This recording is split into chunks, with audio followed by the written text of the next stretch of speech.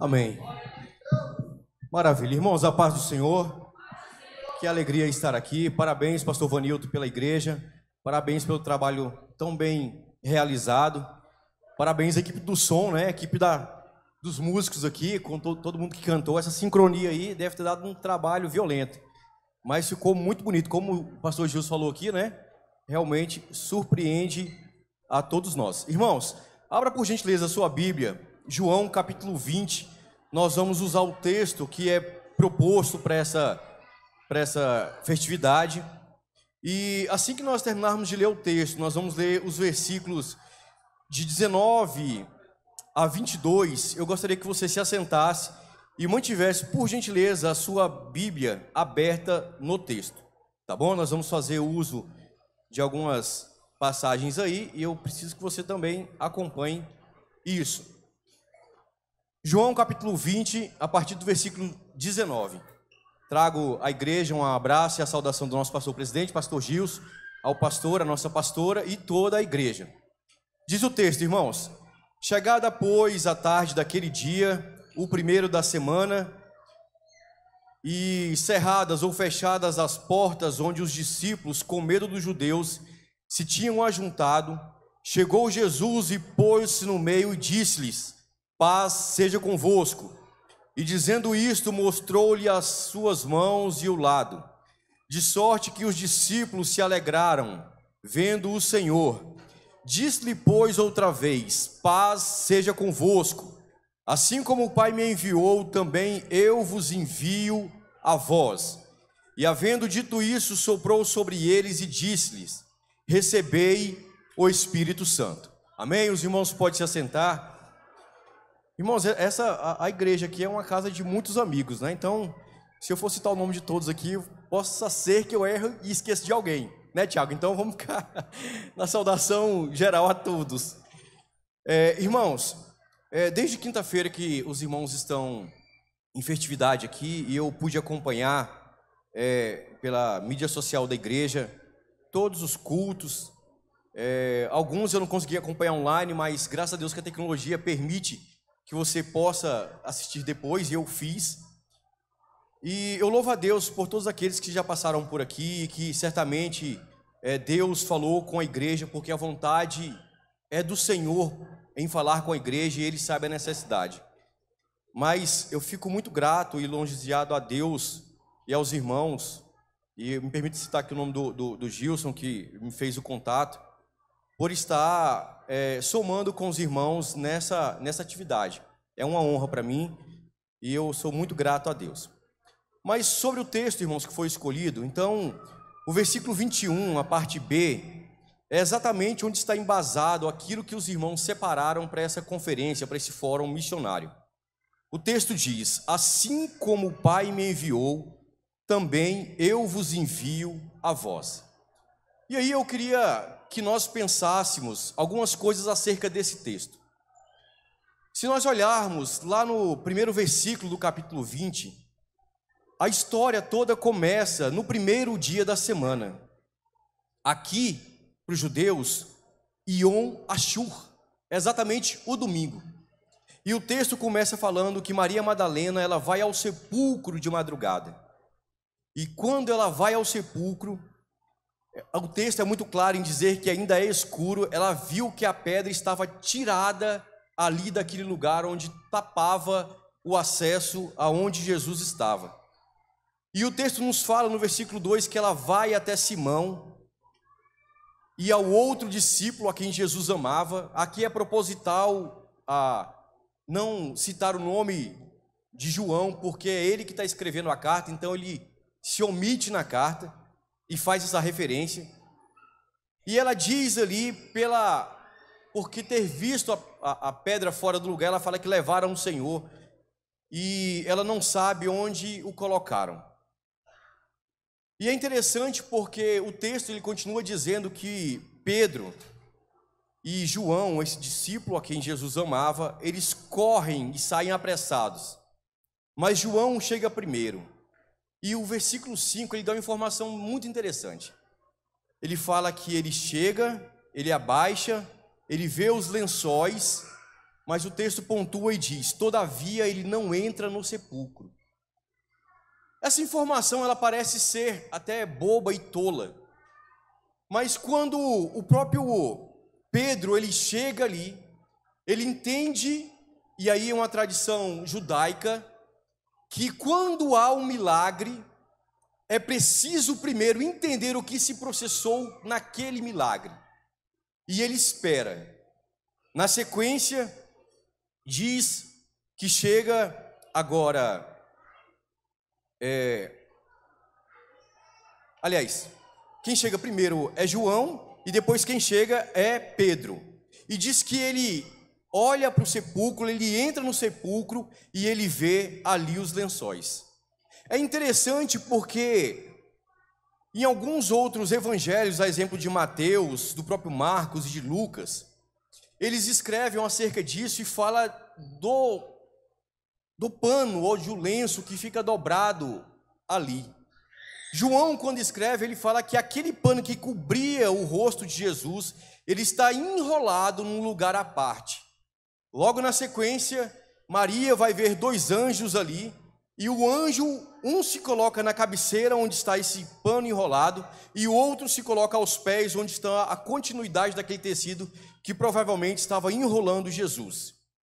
E isso é importante dizer, porque a primeira imagem que se vê no versículo 7 é daquele pano ou daquele lenço que não estava mais na cabeça de Jesus. E isso demonstra para nós que, embora os homens tentem tirar, entre aspas, aquilo que Deus pode fazer, que Deus pode enxergar, não há nada que impeça o agir e aquilo que Deus pretende para o seu próprio povo. É importante essa informação porque nos nossos dias parece que nós temos a tendência de olhar para determinadas situações e querer colocar algumas cortinas nos olhos do Senhor, para que nós estejamos mais cômodos com algumas situações que talvez o próprio Senhor não queira que nós estivéssemos nela. Mas o texto, ele vai continuar e vai falar uma coisa muito interessante. Quando Maria Madalena, ela chega junto ao sepulcro, no versículo 11, ela diz que abaixa e é quando ela vê ali os dois anjos. E no versículo 13 diz que um deles fala para aquela mulher: mulher, por que choras? E ela responde: porque levaram o meu Senhor e não sei aonde o puseram. O versículo 14 fala que ela volta para trás e o texto em João relata que ela vê Jesus em pé. Mas o texto fala que ela não sabia que era Jesus.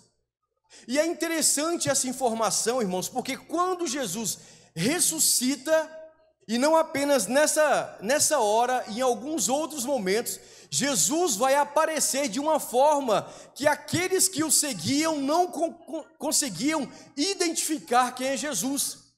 O texto vai falar que, lá no versículo 15, que Maria, ela pensa que aquele homem que pergunta para ela por que ela está chorando, na minha versão fala que ela pensa que é o hortelão, que é o jardineiro. E ela fala: Senhor, se tu levastes, dize-me aonde o pusestes, e eu o levarei. E agora, irmãos, acontece uma coisa extraordinária no texto. Vamos recapitular. Ela sai de madrugada, está escuro, chega no sepulcro, a pedra não está tapando o sepulcro, ela volta e conta para Simão. Simão e João Simão Pedro vão até aonde Jesus estava. João chega primeiro, Pedro chega depois, entra no sepulcro, vê os panos que estavam envolvendo Jesus ali. Maria se aproxima, ela chora, chega então dois anjos. Os dois anjos sentam uma à cabeceira, outra aos pés daquele lugar onde Jesus estava. Jesus se revela através de um anjo daquele, Maria não consegue identificar quem é. Quando Maria devolve a resposta à pergunta de Jesus ali, que até então ela está entendendo que é o jardineiro, Jesus, diz versículo 16, chama-a pelo nome e diz: Maria. essa expressão do próprio nome citado toca o coração de Maria, e Maria vai responder com uma expressão que só o Senhor conhecia, porque ela usa uma expressão em aramaico, e ela fala, Rabone. Quando ela usa essa expressão, irmãos, o texto no original diz que ela fala, meu mestre, meu grande mestre. Aquela expressão revela que Jesus agora toca o coração de Maria, e agora Maria percebe pelo sentimento da palavra de Jesus, quando Jesus cita o nome dela, que há uma identificação entre aquele que é Senhor e aquele agora que é discípulo. E ela entende e fala, eu conheço a voz do meu Senhor, eu conheço a voz daquele que estava morto, mas que ressurgiu e agora fala comigo. Isso é importante, irmãos, porque a gente vai entender lá na frente, a partir do versículo 19, o que acontece com aqueles discípulos. Porque a instrução de Jesus é falar, olha, não me detenhas, eu não posso, em outras palavras, eu não posso perder tempo agora contigo aqui, Maria. Mas vá meus irmãos, e diz-lhes que eu subo para meu Pai e vosso Pai, meu Deus e vosso Deus. E diz o versículo 18 que Maria foi, e ela anuncia aos discípulos que virá o Senhor, e que ele lhe dissera isso. Agora parece que a cena muda. Enquanto isso está acontecendo com Maria, cadê João e cadê Pedro? Parece que quando eles veem aquilo, eles saem de cena e voltam para encontrar com aqueles outros companheiros, porque eles já não estão mais lá. Porque senão a ordem seria dada aos 3. E o versículo 19 vai dizer para nós que naquele mesmo dia, percebem, que começou de madrugada ainda escuro. Quando começa o versículo 19, começa a citação, diz que é chegada após a tarde daquele dia, do domingo. E aí aqui há duas possibilidades, pelo menos de horário. A primeira é a hora nona. A hora nona é o início talvez da tarde, que ela vai das 12 horas do meio-dia até as 15 horas. A segunda possibilidade é a 10ª hora, que ela vai das 15 horas até as 18 horas. Por quê? Porque quando chega às 18 horas, que começa a 11ª hora, é quando eles começam a contar o novo ciclo do dia. E aí, o que acontece naquele fim de tarde, naquele início de tarde? O texto é muito enfático em dizer que ainda é domingo. E agora o texto vai falar de uma esperança que está viva no coração de Maria, mas que aqueles discípulos parece que já não as têm no seu coração. Porque o texto vai falar que estão cerradas ou fechadas as portas. Quando a gente olha para essa expressão, em algumas versões das nossas Bíblias, essa expressão cerradas ou fechadas, ela aparece como trancadas. E o próprio texto vai dizer o motivo por que eles estão com essa porta fechada ou trancada. Porque eles estão com medo dos judeus. Só que antes de citar que é por conta do medo dos judeus, o texto vai falar para a gente que as portas estão cerradas onde os discípulos estavam. E aonde é que os discípulos estavam? Se nós percebermos os modelos de reunião que normalmente Jesus tinha com os discípulos, provavelmente os discípulos estavam em um cenáculo. E o que é o cenáculo? O cenáculo é a parte de cima de uma casa. A ideia que se tem é que por conta do medo, eles se reúnem na parte superior, porque se alguém chegasse, haveria tempo de eles perceberem aquilo que estava acontecendo até chegar onde eles estavam. Percebem essa informação, irmãos? Porque o texto vai falar na sequência e vai explicitar aquilo que eu já adiantei aqui. O medo agora é dos judeus. Mas quem são esses judeus? Algumas versões das Bíblias também inclusive o paralelo de Lucas capítulo 24, dos versículos 33 ao 43, vai dizer para a gente que esses judeus eram judeus líderes religiosos. E a ideia aqui é interessante, porque aqueles que deveriam promover o evangelho pela vida de Jesus, são esses que se reúnem aliados ao Estado e oferecem Jesus para ser morto.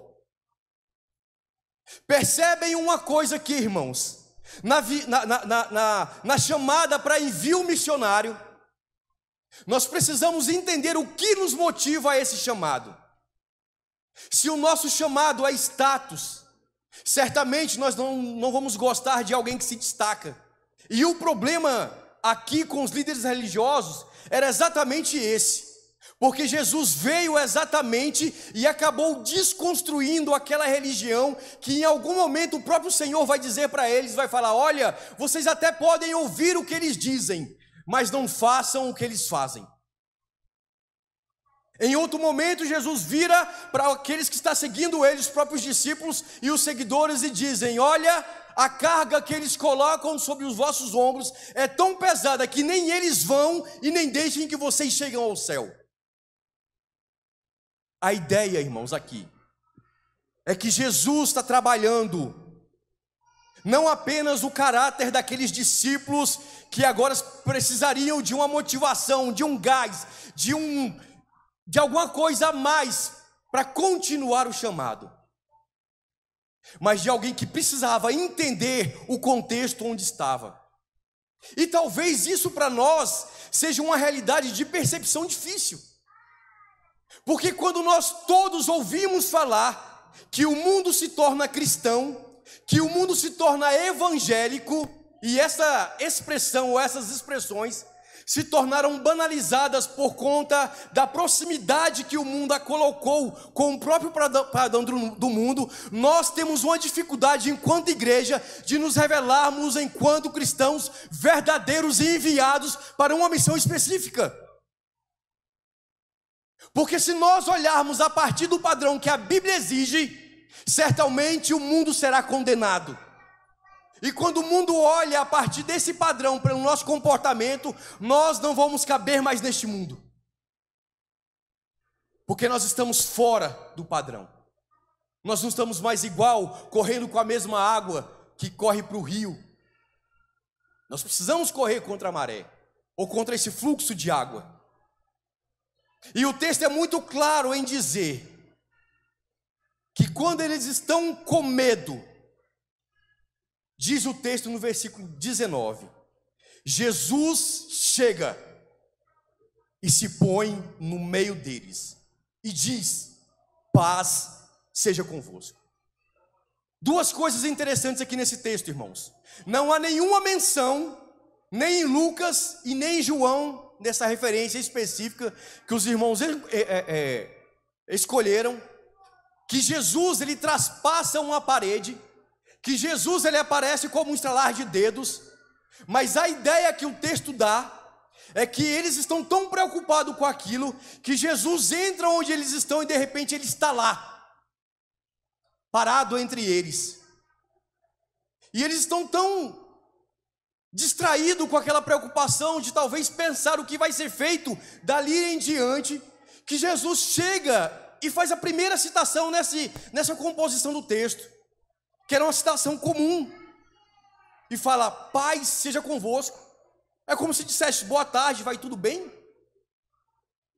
Só que o evangelho de João, ele cita apenas isso, e o versículo 20 vai dizer que logo na sequência Jesus apresenta-lhe as mãos e o lado, e o resultado para aquilo ali é que parece que eles entendem o que está acontecendo, porque o texto fala que eles se alegram vendo o Senhor. Só que quando a gente vai lá para o capítulo 24 de Lucas, se você quiser conferir isso aí na sua Bíblia, o versículo 37 é a mesma citação da passagem. Quem está narrando agora é Lucas. Lucas vai falar que quando Jesus se põe no meio deles e diz: paz seja convosco, há entre eles um espanto. Por quê? Porque eles entendem, o texto vai falar que eles acham que é um espírito. Porque eles não entendem como que Jesus chega ali. E o texto não fica apenas no espanto e numa perspectiva de que aquilo ali era um espírito. Ele fala que eles ficam aterrorizados. A ideia aqui é tipo, da onde que você veio? Como que você chegou aqui? Quem é você? E a única forma que Jesus usa para convencê-los é mostrando mãos e o lado. E na sequência Jesus fala, toque, pode tocar, não tem problema. E aí é onde entra o versículo 20 do capítulo 20 de João, quando Jesus mostra-lhe as mãos e mostra o lado. O que nós aprendemos, irmãos, aqui até agora, que em algum momento nós podemos, assim como aqueles discípulos que receberam uma instrução, um ensinamento do Senhor, na nossa caminhada cristã, nós podemos perder a esperança. E a esperança, ela se dá não porque Jesus vai sumir do cenário, agora não. É quando talvez eu possa me decepcionar com alguma coisa. O fim da vida de Jesus ali, para aqueles discípulos representava exatamente isso. O fim de um líder que estava guiando um povo. Talvez eu e você já tenham experimentado alguma situação de decepção, seja ela na minha vida eclesiástica, ou seja ela na minha vida secular, que me desamparou na minha vida cristã, e que falou, olha, não adianta eu mais estar lá, não adianta eu ficar 1, 2, 3, 5, 10 anos, porque parece que não vai dar em nada. A esperança se vai. Outra coisa que nós podemos aprender aqui, que em algum momento também, por conta dessas situações que eu acabei de dizer, nós podemos ficar também ociosos ou com medo, esperando o fluxo da maré. O que vai acontecer agora? Eu lembro que desde que eu era pequeno, falava-se e dizia que Jesus vai voltar. Alguns já foram e já estão com o Senhor, mas nós precisamos continuar com essa chama viva de que o Senhor vai voltar.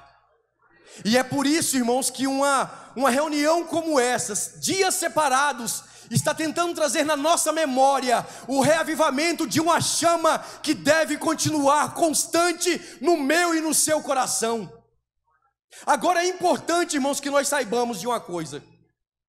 Quando essa chama é colocada para nós, e já eu vou chegar um pouquinho mais nesse texto, nós precisamos entender que muitas das vezes o medo é causado pela sobriedade do Evangelho.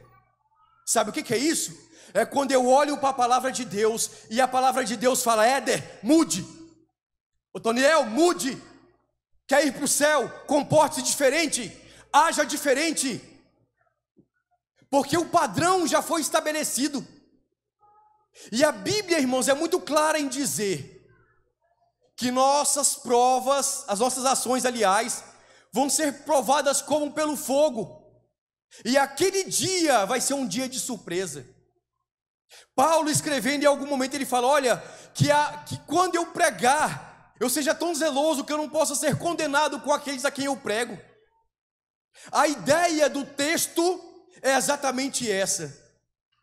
Jesus se ofereceu como sacrifício do próprio Deus, para que a obra fosse realizada, e agora o Senhor contava com aqueles discípulos, e conta hoje comigo e com você. Como é que nós entendemos essas coisas? Nós experimentarmos porções do Espírito Santo, e sermos cheios, e ficarmos alegres, e saltitarmos diante do Senhor, é muito bom. Mas quando passamos a porta, dali para fora, é onde a realidade acontece. Eu estava olhando agora há pouco um gráfico aqui dessa cidade da Santa Maria. E olha que coisa interessante, irmãos. Aqui em Santa Maria, diz a pesquisa do Instituto de Pesquisa aqui de Brasília, ligado ao GDF, que fala que da população aqui de Santa Maria, 7,69 dizem não ter nenhuma religião. Da totalidade de 100%, 53,31% dizem ser católicos. E aí, deixa eu explicar para vocês essa expressão de catolicismo aqui. A gente sabe que há pelo menos 3 vertentes do catolicismo. Há o catolicismo romano, há o catolicismo ortodoxo e há o catolicismo brasileiro. O catolicismo brasileiro é aquele que eles tentam copiar o pentecostalismo. É aquele que até ensina nas suas sinagogas o falar em línguas. Eu não sei se os irmãos já perceberam isso. Eu congreguei no campo de Braslândia, e a sede lá, pastor Vanilton, era na diagonal com a igreja católica. E toda quarta-feira eles tinham esse culto de batismo com o Espírito Santo. Só que essa nomenclatura do catolicismo, irmãos, é uma nomenclatura que foi adotada lá no 1º século. E a ideia do católico, sabe o que é? Eu não sei se você sabe. Talvez tenha alguém aqui que seja católico ou diz ser católico. É daquela religião onde o Estado se alia com os religiosos da cidade e fala: olha, se não tem alguém que tem uma fé professa determinada, eles estão conosco. Catolicismo significa ser da geral. Quando eu não tenho posicionamento, eu sou da geral. É o mesmo conceito, por exemplo, de estádio. Quando você não ocupa uma posição de melhor visibilidade, ou que você saiba onde você quer ficar, você vai comprar um ingresso onde todo mundo está. Você é da geral. Aqui em Santa Maria está dizendo que 53,31% da população está na geral. E esse está na geral é um problema também para a cristandade religiosa. Porque esses que estão na geral são aqueles que hoje estão aqui no culto cristão, mas que depois estão lá adorando a imagem. São aqueles que frequentam terreiros de macumba, mas que depois estão aqui cultuando ao Senhor. São aqueles que estão lá oferecendo aos demônios, mas que depois também podem estar aqui querendo alguma coisa de Deus. Sabe o que é isso? Sincretismo religioso. Na chamada cristã, Jesus está falando para aqueles discípulos que é preciso enfrentar a realidade do Evangelho e tomar uma posição firme se nós quisermos alcançarmos o céu. O texto vai falar ainda, aliás, a pesquisa vai falar ainda, que daqueles cristãos tradicionais, 26,66% estão enquadrados nisso. Da teologia neopentecostal, 9,76%. E aí segue. O que eu quero dizer com isso, irmãos? Nós conhecemos tantas pessoas que se dizem cristãs, que dizem entender o chamado para serem enviados, mas que no dia a dia o próprio mundo tem dificuldade de enxergá-la como cristão, de enxergá-la como uma pessoa autêntica, que às vezes anda com Jesus no peito ou através de uma camisa, mas que as suas ações condenam o próprio Cristo estampado no seu peito. O texto mostra para nós que em algum momento, por conta dessa realidade, nós podemos abandonar a nossa fé. Percebam pelo texto que aqueles discípulos estavam com Jesus há muito tempo, há pelo menos 3 anos, acompanhando milagre, acompanhando ressuscitamento, acompanhando coisas extraordinárias. Quando é hora de passar o bastão e alguém pegar do outro lado e dar a sequência, eles voltam. E estão com medo, e não sabem o que fazer. Quando a gente olha para isso, irmãos, vamos pensar na nossa realidade hoje. Digamos que nós sejamos aqueles discípulos. E no nosso dia a dia nós estamos sem saber o que vai fazer, ou o que nós iremos fazer com a nossa vida espiritual. Vamos olhar o nosso cenário, o nosso país. Nós somos conhecidos, aliás, deixa eu voltar um pouquinho. O IBGE, na última pesquisa, falou que no Brasil existe 86,6% de cristãos no país. Só que nós somos conhecidos, irmãos, mundialmente, como o país detentor da maior festa da carne no mundo, a festa do carnaval. Cadê os 86,6%? Nós estamos na 2ª posição mundial, como o maior país consumidor de cocaína. Cadê os 86,6%? Aqui em Brasília, anualmente, nós não, é realizado lá na Granja do Torto, o maior encontro de bruxos do Brasil. Cadê os 86,6? Recentemente nós somos também conhecidos, infelizmente, por uma cultura devassa, por uma cultura imoral, através de uma cantora, através de uma música na plataforma social. Essa é a imagem que se tem do nosso país lá fora. E Jesus está falando para nós nessa noite: vocês querem ser enviados? É preciso tomar posição. Você quer um céu de verdade? Pregue e viva o evangelho de verdade. O texto está dizendo para a gente que depois que eles olham aquelas marcas, as marcas hoje, irmãos, das mãos, dos pés e do lado de Jesus, representa a verdade contida aqui.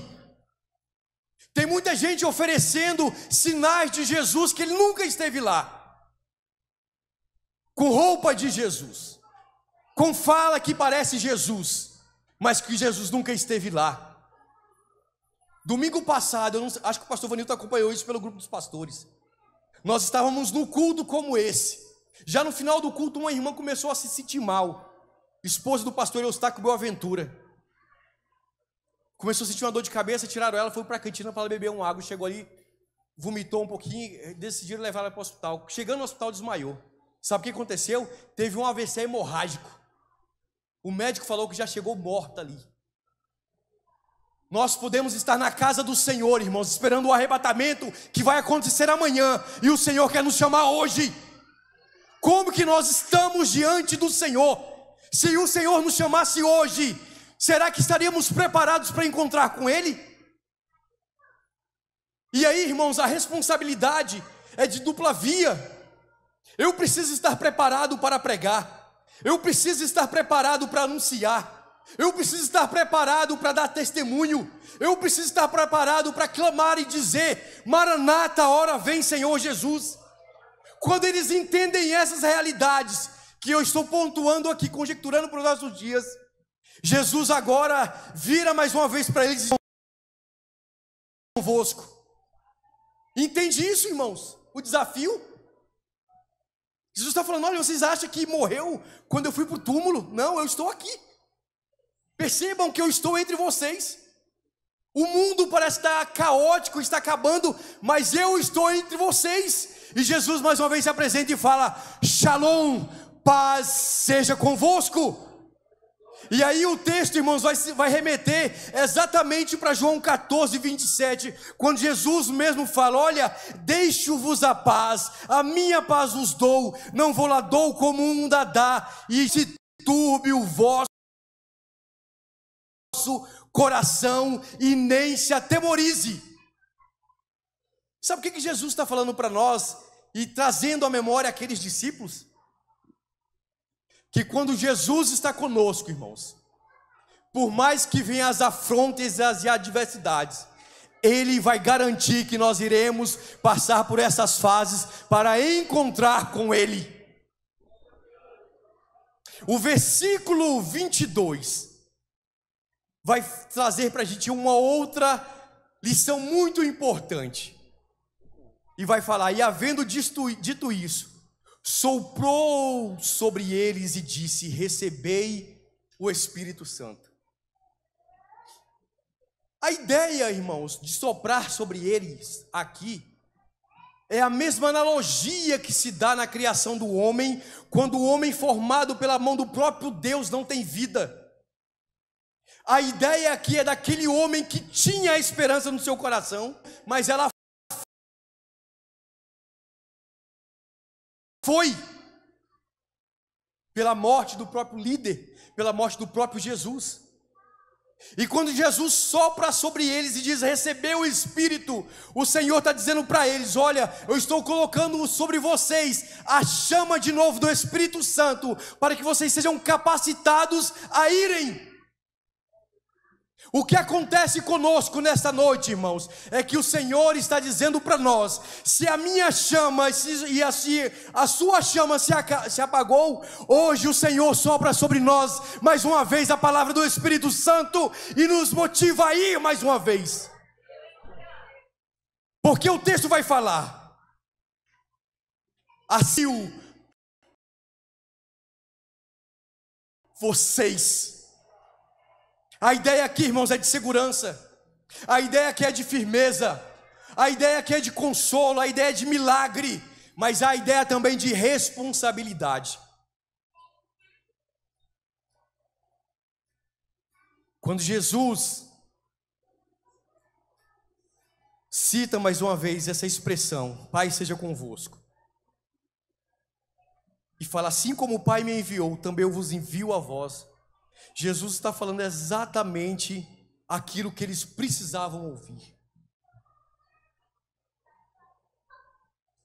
Naquele momento, a própria ressurreição de Jesus entre os discípulos revelava que o caminho de Jesus, embora rejeitado pelo mundo, foi aprovado por Deus. E por isso era preciso retomá-lo. É exatamente, irmãos, o que acontece nos nossos dias. Quando nós temos a certeza que o Senhor virá, não apenas como uma declaração, mas como uma convicção.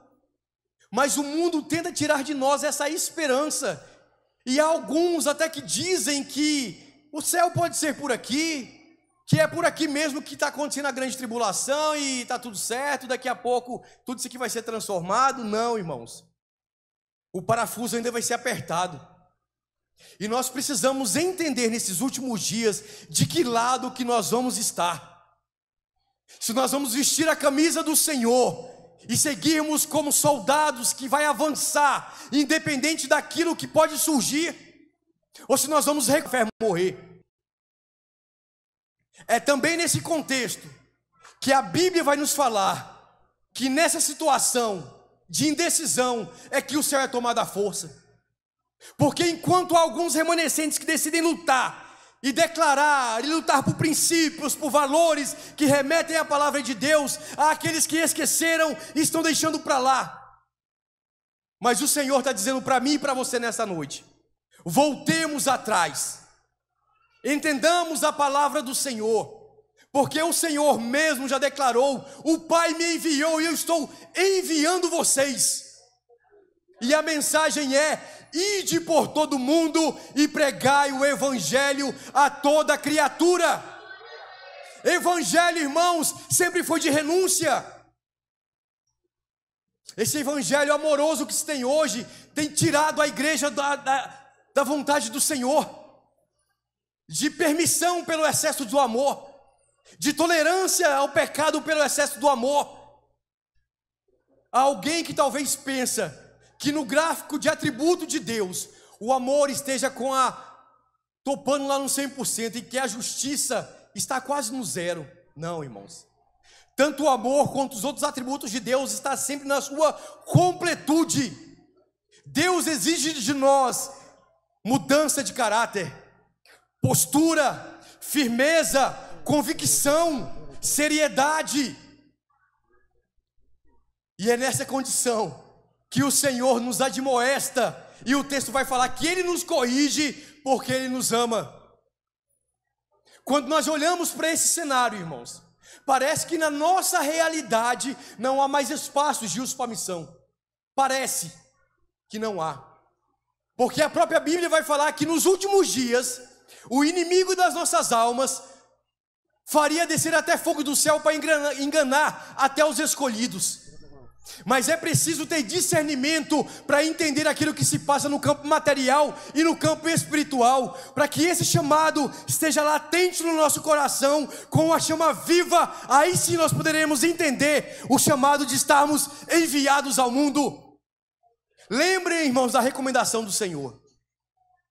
Nós não seremos recebidos com honrarias, nós não seremos recebidos com banquetes.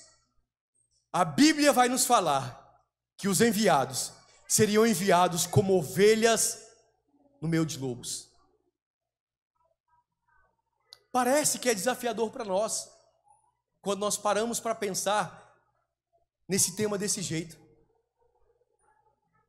E a gente fica pensando, Senhor, mas o que vai ser da minha vida? Deus, irmãos, Ele sempre nos dá uma oportunidade. Deus, Ele sempre nos dá uma segunda chance. A ideia do texto, que quando a gente continua fazendo a leitura dele, é que aparece naquele momento uma pessoa que não estava quando Jesus aparece a primeira vez, que é Tomé. Tomé representa exatamente a geração de hoje, que por não ter visto o Senhor, precisa de sinais e de tocar para ver. Deus está dizendo: a minha palavra é alimento sadio que revela a minha própria vontade. Só que Tomé, irmãos, Deus vai fazer a prova de fé com Tomé. E depois que Jesus aparece ali, que acontece aquela instrução, o texto vai dizer no versículo 26, que 8 dias depois, Jesus aparece e agora está Tomé. A ideia de passar 7 dias, número da perfeição na Bíblia, é que aqueles que estavam com receios, trancado, já tinham entendido a vontade do Senhor para as suas vidas. E aquele que estava restando precisaria ser estimulado à fé. Mais uma vez Jesus aparece, e mais uma vez as portas estão fechadas, e Jesus mais uma vez aparece no meio deles e diz: agora paz seja convosco. Se nós estamos desacreditados, irmãos, como Tomé, talvez você veio aqui nessa noite, assim como Tomé, você não tem estado com aqueles que são da comunidade e que tem perdido Jesus do foco, mas que veio aqui hoje. Jesus me trouxe aqui para dizer que Ele mesmo está aqui, está dizendo para você: paz seja convosco. A ideia aqui, irmãos, é exatamente essa. Jesus está dizendo: observe por aquilo que está sendo exposto, quem eu sou e aquilo que eu quero que seja feito. Quando nós entendemos a realidade do Evangelho, a nossa reação à exposição deve ser a mesma que Tomé no versículo 28, quando ele diz: Senhor meu, Deus meu. A ideia aqui de Tomé é uma conjectura para uma igreja que esteve distante, mas quando ouve o chamado do Senhor, fala: Senhor, eu me submeto à sua vontade e estou disposto a ir cumprir o seu chamado. Para nós terminarmos, irmãos, como que nós aplicamos isso na nossa vida? É chamado, é missões. A ideia é nós sairmos em festa para lá, para fora. Só que quando chega lá fora, nós vamos ver alguém que cospe na nossa cara, alguém que rasga a Bíblia, alguém que joga pedra em você, que vai riscar teu carro para provocar a tua ira, para apontar o dedo no seu nariz e falar: crente como você eu não quero ser não. Para trazer a gente a nossa realidade de cristão. Nós precisamos entender algumas coisas desse texto como resultado. Primeiro, é preciso conhecer ao Senhor. Malaquias 3:6, o texto diz: porque eu, o Senhor, não mudo. Irmãos, entra geração, sai geração, cria-se inovação, vai-se inovação, o Senhor permanece assentado no mesmo lugar, tranquilo, guiando a história de cada um de nós. Não nos curvemos, irmãos, a esse modernismo secular que tira de nós a nossa fé.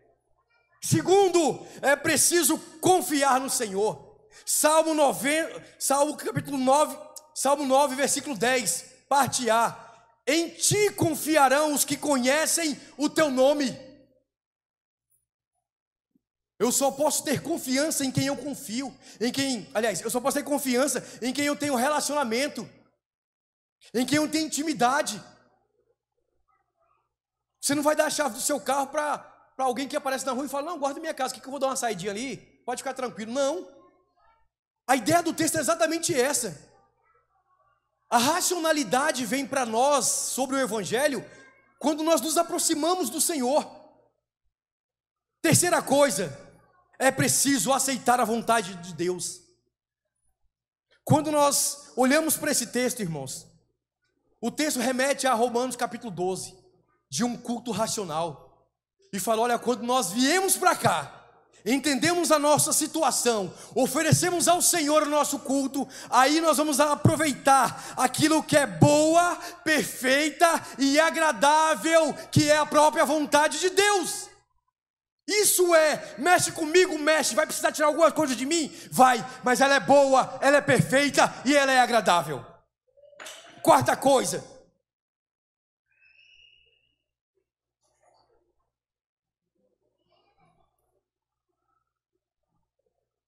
É preciso se apresentar. O texto de 2 Timóteo, capítulo 2, versículo 15, fala: procura apresentar-te a Deus. A santificação, irmãos, é um processo gradual, onde a gente vai melhorando o nosso relacionamento com Deus. Só que nesse relacionamento com Deus, nós precisamos dizer para o Senhor que nós também estamos dispostos à mudança. Lembra da chamada de Jesus? Se alguém quiser vir após mim, não é na minha frente, é após. Jesus está na frente, eu estou atrás. Primeira coisa, negue-se a si mesmo. É difícil negar? É. Jesus fala, agora tome a sua cruz. É difícil carregar a cruz? É. Jesus está dizendo, carregue. E agora, onde Jesus andou? Agora você siga-me. Uma quinta coisa, é preciso amar a obra de Deus. É o próprio Deus que motiva no nosso coração, pelo Espírito Santo, essa chama que Ele mesmo reserva para nós, para que nós façamos a obra dEle. Atos capítulo 13, versículo 2 e 3, lá tem uma citação que diz, olha, separa-me Barnabé e Saulo para a obra para o qual eu os tenho chamado. Irmãos, entendam uma coisa, se eu e se você está aqui nesta noite, é porque o Senhor nos chamou para uma grande obra, e nós precisamos executá-la e fazê-la. E por fim, para encerrar, é preciso então amar a obra de Deus, e é preciso atender a ordem do Senhor. Eu já citei um texto aqui, Marcos 16, 15, ide portanto a todo mundo e pregai o evangelho a toda criatura. Que o Senhor, irmãos, nos abençoe. Que o Senhor abra o nosso entendimento para essa racionalidade do nosso chamado. É preciso fazer, é preciso ir, mas vamos olhar para nós a partir de nós mesmos, o quanto nós estamos enquadrados na palavra do Senhor. O texto vai falar para nós que algumas pessoas, vendo aquilo que os discípulos faziam, falavam, olha, como é que eu faço para também expulsar demônios? Como é que eu faço também para clamar em nome de Jesus? Quanto que eu preciso pagar para fazer isso? Alguns dos nossos dias têm usado essa moeda de barganha e fala, não, pastor Vanilton, quanto que eu pago lá para ir lá e fazer alguma coisa? Ou alguém pensando que pode comprar isso com o dinheiro. O resultado, irmãos, é o que aconteceu com aqueles dois homens. Podemos ser envergonhados quando eles falaram, olha, eu conheço a Paulo e conheço o próprio Senhor, mas quem sois vós? E sabe qual foi o resultado ali? Os irmãos conhecem, levaram a surra e saíram nus. Sabe o que isso simboliza para nós? A falta de vestimenta e revestimento espiritual. A vergonha diante de uma comunidade a qual nós podemos estar inseridos muito tempo, mas na hora do desafio nós nos tornamos frouxos espiritualmente. É uma chamada difícil? É. É uma responsabilidade? É. Mas o céu, irmãos, é tomado à força.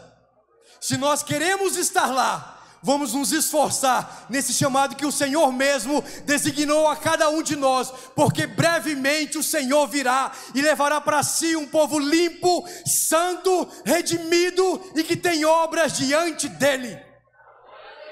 Que o Senhor nos abençoe, que o Senhor nos guarde, irmãos.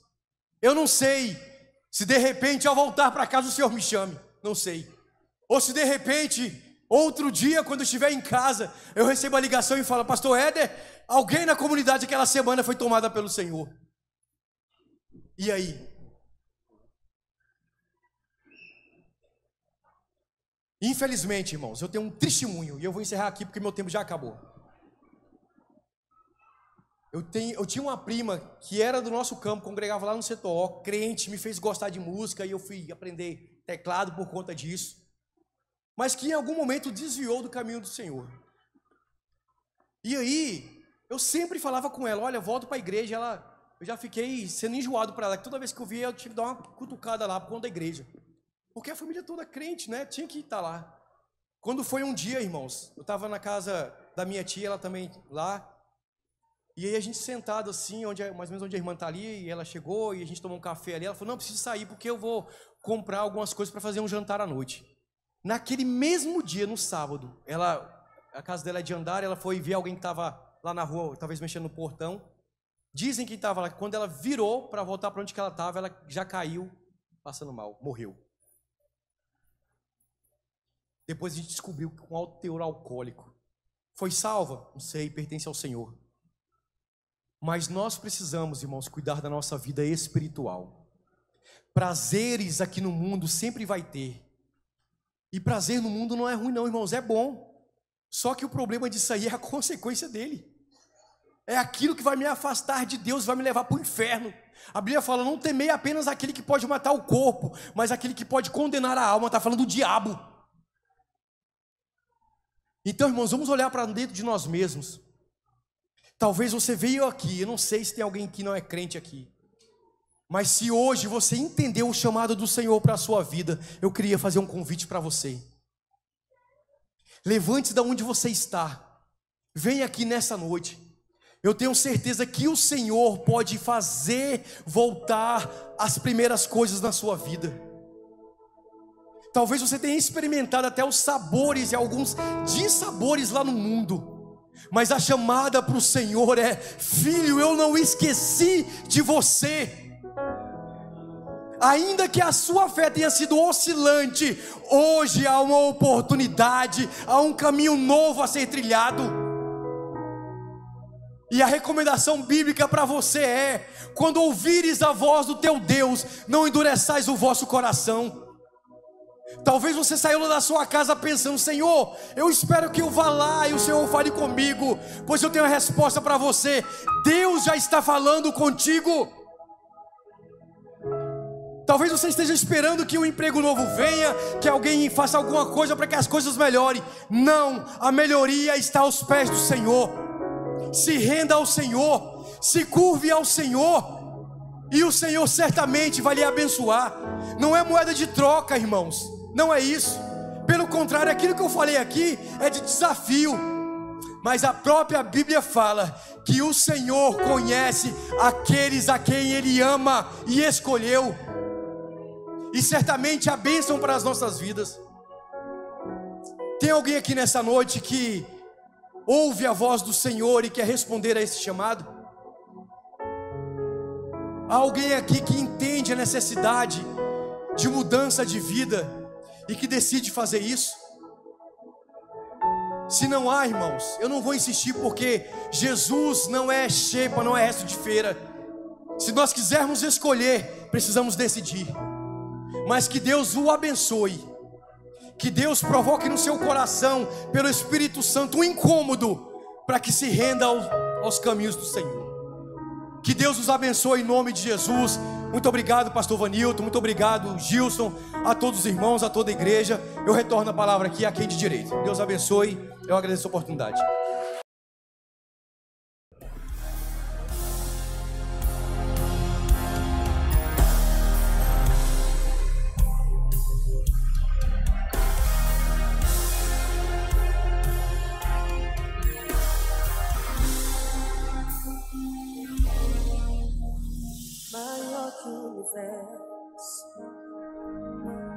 Maior que os astros e o sol, maior que toda dor